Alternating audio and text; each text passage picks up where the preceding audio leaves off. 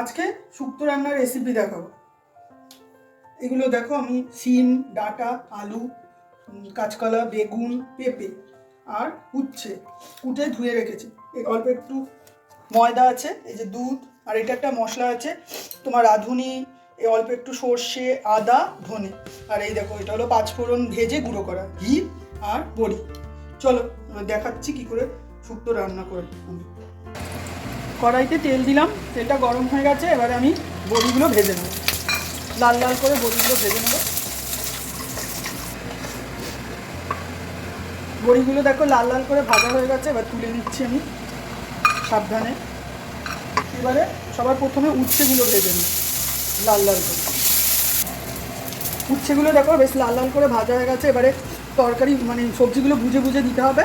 প্রথমে দেবে হলো গিয়ে আলু, তারপরে এই যে পেঁপে দিলাম, এগুলো একটু দেরি হয় বলতে, ওই জন্য আগে এটা দিতে হবে।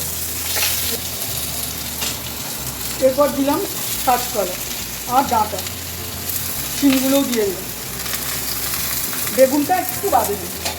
এবারে একটু মানে নুন দিলাম, দিয়ে নেড়ে ঢাকা দিয়ে রাখতে হবে। এইবার দেখো এটা অনেকটা ভাজা ভাজা মতো হয়ে গেছে, এবারে বেগুন দেবো। আর একটা জিনিস মাথায় রাখবে, যে শুক্তো যে আনাজগুলো দাব দেবে সেগুলো কিন্তু বেশি ভাজা যাবে না। এসে আবার ঢাকা দিলাম, দেখো আমি ঢাকাটা তুললাম, তোলার পর দেখো এইরকমভাবে খানিকটা ভাজা ভাজা হবে। ভাজা ভাজা হলো তখন যে মশলাটা করে রেখেছিলাম সেই মশলাটা দিলাম, রাঁধুনি বাটা টাটা দিয়ে যে মশলাটা করেছিলাম না, সবাই এক একজন এক এক রকমভাবে করে শুক্তোটা, আমি এইভাবে করি, সেটাই তোমাদের দেখাবো। আশা করি এইভাবে রাঁধলে ভালোই লাগবে। এবারে মশলাটা দিয়ে ভালো করে এর মধ্যে মাখালাম, একটু কষিয়ে নিলাম, কষিয়ে নিয়ে এর মধ্যে আরেকটা জিনিস দিতে হবে, চিনি দিতে হবে।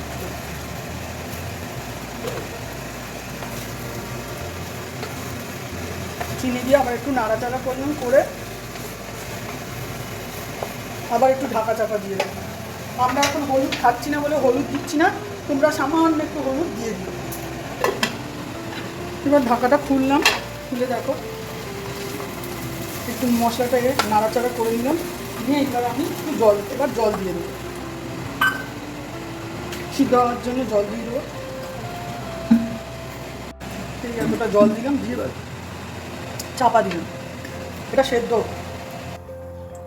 ঢাকাটা তারপর খুললাম, দেখো সবই প্রায় গলে গলে গেছে অনেকটাই। এবার আমি এটার মধ্যে দুধটা ছিল সেই দুধটা দিলাম, আর বড়িগুলো চিনি দিলাম, দিয়ে আর একটুখানি ফুটতে দিলাম। হয়ে এসেছে প্রায়, ফুটতে দিলাম, বড়িগুলো একটু ফুটে যাক। বড়িগুলো হাতে তৈরি করাবো, তাই জন্য বেশিক্ষণ লাগবে না, সেদ্ধ হয়ে যাবে। এই বন্ধ করবো। আগে আমি একটুখানি নুন দিয়েছিলাম, আবার একটু নুন দিলাম, চেখে দেখলাম নুনটা একটু কম হয়েছে, তাই নুনটা দিয়ে দিলাম। দেখো একদম প্রায় হয়ে এসেছে, আর একটু সামান্য আর একটু হবে। দেখো প্রায় হয়ে গেছে, এবার আমি ঢেলে নেব, নিয়ে কড়াটা পরিষ্কার করে নেব। কড়াই পরিষ্কার করে কড়াইতে আবার তেল দিলাম, একটুখানি তেল দিলাম, দিয়ে এখানে আমি তেজপাতাটা ফোড়ন দেবো কেটে, একটু তেজপাতা ফোড়ন দেবো, আর দেবো পাঁচফোড়ন কি গুঁড়ো করে রেখেছিলাম না, সেই গুঁড়োটা ফোড়ন দেবো। এইটা গুঁড়োটা দেবার পর আর একদম 1 মিনিটও এখানে করা যাবে না, অপেক্ষা করা যাবে না, সঙ্গে সঙ্গে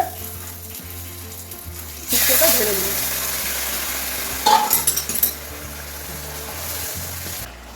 এইবার আমি একটুখানি সামান্য ময়দা জলে গুললাম, সেটা দিয়ে দিলাম, তাহলে একটু গা মাখা মাখা বেশ মাখো মাখো হবে।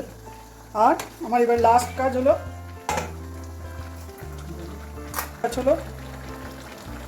এই যে ঘি ছড়িয়ে দেয়, ঘিয়ের গন্ধটাই হলো আসল, শুক্তো দারুণ লাগে,